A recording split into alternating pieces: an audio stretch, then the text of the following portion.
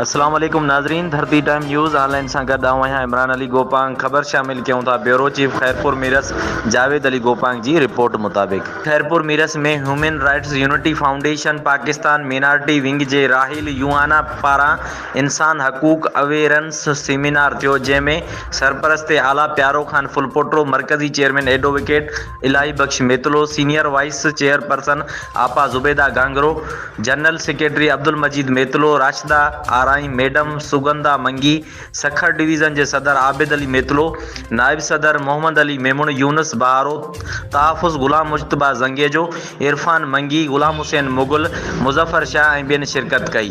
पिंडाल में पहुचण ते महिमाननि मथां गुलनि जी वर्खा कई वई। बहितर कारकर्दगीअ ते कारकुननि खे कारकर्दगी सर्टिफिकेट पिण ॾिना विया। उन मौक़े ते ख़िताब कंदे मरकज़ी चेयरमैन एडवोकेट इलाही बख्श मेतलो चयो त जिते बि इंसानी हक़नि जी लताड़ थी त असां मज़लूम सां गॾु हूंदासीं। असांजो मक़सदु ग़रीब ऐं बेपोच माण्हुनि जी मदद करणु आहे। हुननि वधीक चयो त असां बेगुनाह क़ैदियुनि खे फ्री वकील मुहैया कयूं था। तालीम, सिहत ऐं औरतुनि जे हक़नि लाइ जदोजहद जारी आहे। आख़िर में मुल्क जी तरक़ीअ लाइ ख़ासि दुआऊं घुरियूं वयूं। मोहबे वतन पाकिस्तानी आहियूं। असांजो पाकिस्तान सां प्यारा पाक फ़ौज जिंदाबाद चवंदा आहियूं ऐं सिंध जे हक़नि जी बि ॻाल्हि कंदा आहियूं।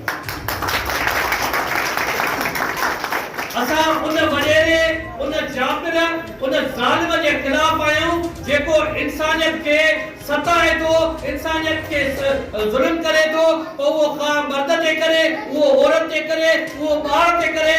असां उन जे ख़िलाफ़ आहियूं ऐं ख़िलाफ़ हूंदासीं ऐं आख़िरी दम तक रहंदासीं। असां गुज़ारिश करे वियासीं त असांजे तंज़ीम जो जेको मक़सदु आहे, मंशूर आहे, उहो इंसानियत आहे। उनमें सभई मज़हब, फ़िक़हूं, ॿोलियूं, सियासी पार्टियूं जूं अहिड़े तरीक़े सां 5 विंगियूं कमु कनि थियूं। जेके असांजूं 5 विंगियूं, उनमें लायर विंग जो हिकिड़ो अहम रोल आहे। जिते ज़ुल्म जाती थिए थी, असांजा वकील हज़रात फ्री ऑफ कॉस्ट केस लड़नि था। हाणे ताज़ो को कुछ कल्ह लाइव प्रोग्राम कयो हुयो असांजे सखर डिस्ट्रिक्ट बार जो सदर जेको 3000 वकीलनि जो अॻवान आहे, उहो असांजे तंज़ीम जो सरबराह आहे ऐं असांजे सूबा सिंध लायर विंग जो सदर आहे। उहो उन लाइव प्रोग्राम कयो ऐं पूरे सिंध ऐं पूरे पाकिस्तान में असांजे वकील हज़रात ग़रीब मज़लूम जेके बेपोच कैदी आहिनि, उन्हनि खे मुफ़्त क़ानूनी मदद ॾेई आज़ाद कराइनि था। असांजी लेडीज़ विंग बहादुर भेनर असांजूं ॾिसो तव्हांजे ॻोठ में पहुतियूं आहिनि, पर इहे जंग सिर्फ़ ॻाल्हि न आहे, पर हर ॻाल्हि उते जिथे औरतुनि सां ज़ुल्म थिए थो या भले ॿाहिरनि सां ज़ुल्म थिए थो, इहे भेनर असां सां गॾु एहतिजाजनि में, रोडनि में, ऑफिसरनि वटि गॾु आहिनि। असांखे फ़ख़्रु आहे पंहिंजे लेडीज़ ते। अहिड़े तरीक़े सां असांजी कल्चर विंग बि आहे त असां जेके माना रस्मूं रवाज आहिनि, जेके असांजी कल्चर आहे, तहज़ीब आहे, उनखे बि उजागर करदियूं।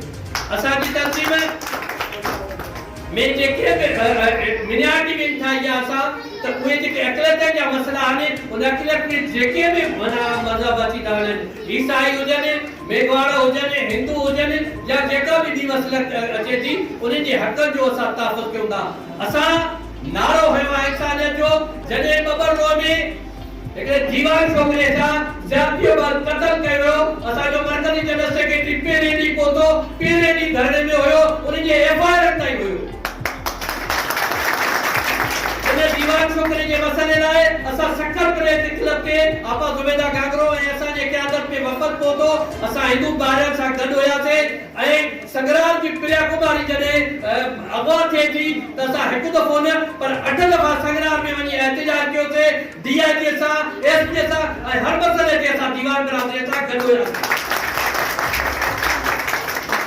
असां वटि मज़हबी मतभेद न आहे, असां वटि फिरके वारियत न आहे, असां वटि सियासत न आहे, असां वटि सिर्फ़ आहे इंसानियत जी ॻाल्हि। जिथे बि मज़लूम जो आवाज़ ईंदो उहो असांजो आहे।